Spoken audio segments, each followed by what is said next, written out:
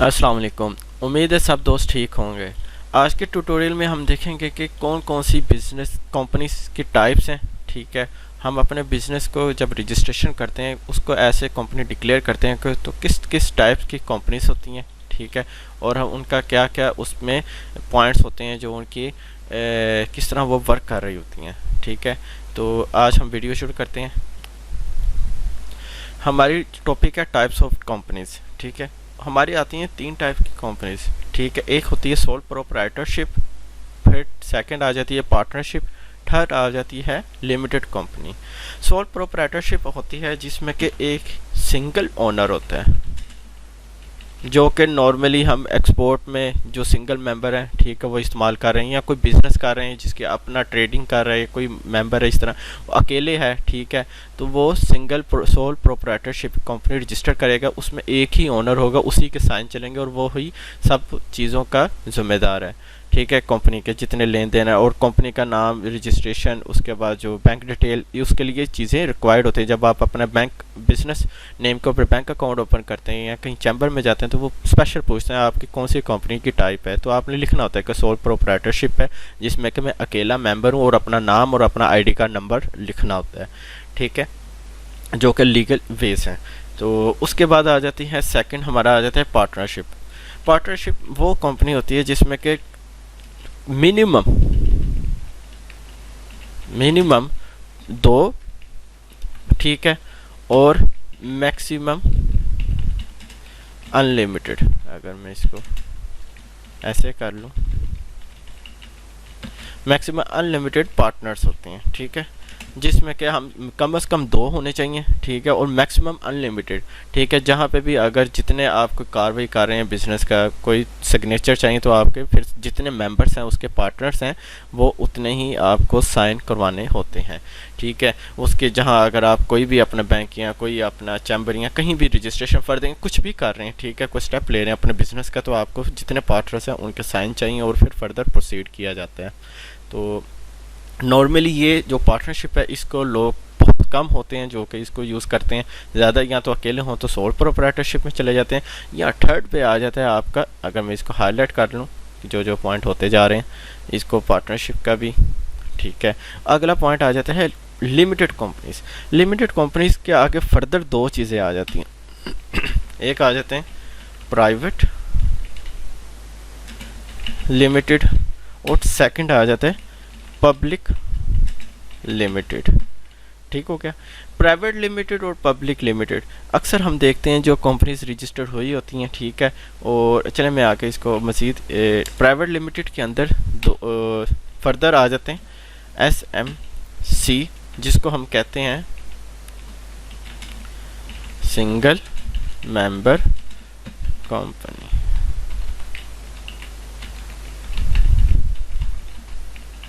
ठीक हो गया, और बाद में आ जाता है प्राइवेट लिमिटेड। ठीक है, अब होता क्या है, जो प्राइवेट लिमिटेड के अंदर भी सिंगल मेंबर होता है एक, और एक पार्टनरशिप के ऊपर हो जाता है, जिसके प्राइवेट लिमिटेड के अंदर आप देखें, ठीक है, तो टू, अगर मैं इसको इस तरह कर लूँ, मेंबर्स चाहिए होते हैं, पार्टनर्स जो होते हैं वो दो से लेकर, अगर मैं ऐसे कर लूँ, पार्टनर्स वो होंगे 2 से लेकर 50। ठीक है, वो पार्टनर्स होंगे, आप पार्टनर्स का नाम दे सकते हैं, आप शेयर होल्डर कह सकते हैं। ठीक है, आपके जो आप इसको शेयर होल्डर कह लें या डायरेक्टर्स कह लें। ठीक है, ये चीज़ आ जाती है। अब आपको बताता हूँ जो प्राइवेट लिमिटेड है। ठीक है, ज़्यादातर लोग प्राइवेट लिमिटेड रजिस्टर करते हैं, जिसमें कि आपका सिंगल में, अगर तो वो अकेला मेंबर है तो वो सिंगल मेंबर करेगा, अगर वो प्राइवेट पार्टनर के ऊपर है तो वो पार्टनरशिप के ऊपर चले जाएगा इसको। ठीक है, ऐसे कर लेते हैं। ठीक है, तो ये चीज़ है। और अगर प्राइवेट लिमिटेड है तो कम से कम 2 और मैक्सिमम 5 पार्टनर्स चाहिए, या शेयर होल्डर या डायरेक्टर्स आ जाते हैं उस कंपनी के। ठीक है, और अब प्राइवेट लिमिटेड इसकी जो, या फॉर एग्जांपल एसएमसी, ठीक है, इसमें और सिंगल ऑर्डर में क्या फ़र्क है, या ये जो पार्टनरशिप वाला था उसमें और ये प्राइवेट लिमिटेड में क्या फ़र्क है। ये सोल प्रोप्राइटरशिप में होता है कि अगर आपका कोई ओनर है, कोई लेन देन कर रहा है, मामला कर रहा है, वो खुद मेंबर जो है, खुद जो ओनर है, वो हर चीज़ का ज़िम्मेदार है। अगर वो पैसे उसने किसी के देने हैं तो उसने खुद देने हैं, अगर कोई कमी पेशी होती है तो उसका बैंक अकाउंट या कोई प्रॉपर्टी वो कब्ज़ ये ली जा सकती है, उसका कब्ज़ा हो सकता है, ठीक है।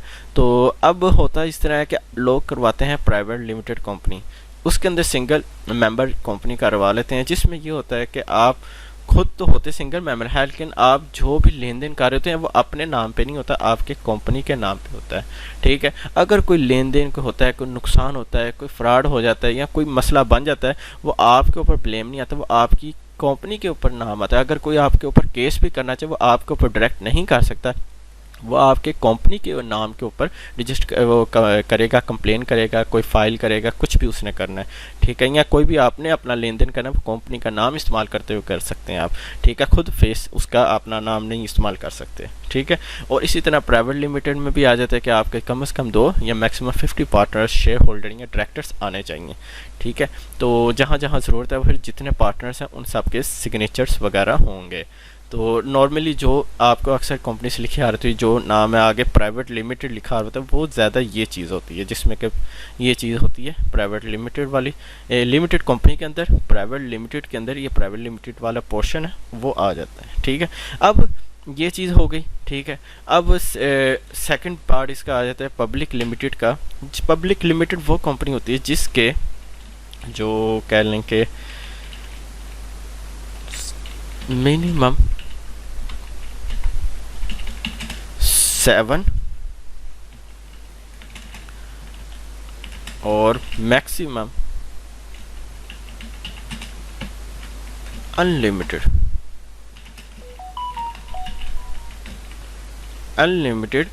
पार्टनर्स हों, ठीक है। आप उसका नाम दे लें, पार्टनर्स का कह लें, ठीक है। आप उसको शेयर होल्डर कह लें, आप मतलब डायरेक्टर्स कह लें, ठीक है, कोई भी नाम उसको दे सकते हैं। तो ये हो जाता है पब्लिक लिमिटेड। ये अक्सर आप देख लेते हैं जो लोग शेयर डालते हैं, ठीक है, तो कि ये कंपनी है उसके अंदर हमने इतने शेयर डाले, वो पब्लिक लिमिटेड होती है। प्राइवेट होता है कि जो पार्टनर्स बन गए हैं वही बन गए हैं। पब्लिक लिमिटेड में आपका जो शेयर होता है, कंपनी का हिस्सा होता है, जो आपका पार्टनरशिप होती है वो बिकती है, ठीक है।